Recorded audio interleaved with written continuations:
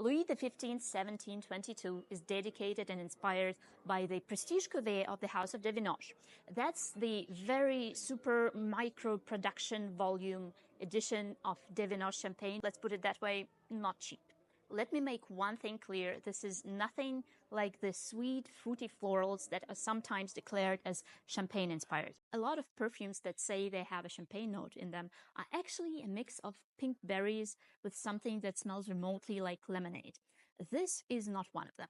This perfume is created to simulate the freshness, the sparkling, the bubbles you get when you make a sip of cold champagne. Just as classic champagne is not actually a sweet drink and is more about balanced acidity and freshness, this is not your typical sweet perfume. If I had to put it into a fragrance family, I'd say it's a woody floral. The start is a burst of light, tart-colored freshness. I smell something like sage and thymian, maybe a little bit of lavender, maybe a tiny bit of juniper. Probably citruses are also at play because they always are, but this is not your classic citrusy fragrance. It starts off as kind of woody, herbal tart, but in a very vibrant, vivacious way. In the middle, I get something softly floral, maybe a little bit of neroli or orange blossom or jasmine. It's really hard to tell because it's so perfectly blended, but it's soft, and the softness reminds me of creamy, soft ice cream. The base reveals something that reminds me of incense, sparkling, even lemony type of incense. And since listing the notes alone doesn't really tell you anything about what it actually smells like, let's talk about the vibe.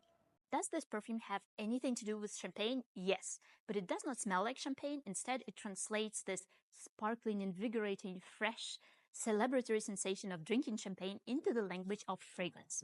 It's fresh, but it's not citrusy or marine fresh. It's a dry, light, slightly tart, and softly woody type of freshness. On the sweetness scale, it lacks sugar. The only sweetness it actually has is the natural sweetness of the florals that are probably incorporated in this composition. Who is Louis XV for? I'd say it's a perfume that can be worn by any gender. This is right there in the middle, slightly tilting into the masculine territory just because it's not sweet, and feminine fragrances are often associated with sweetness, which is actually also pretty random. You can wear this perfume from morning till evening.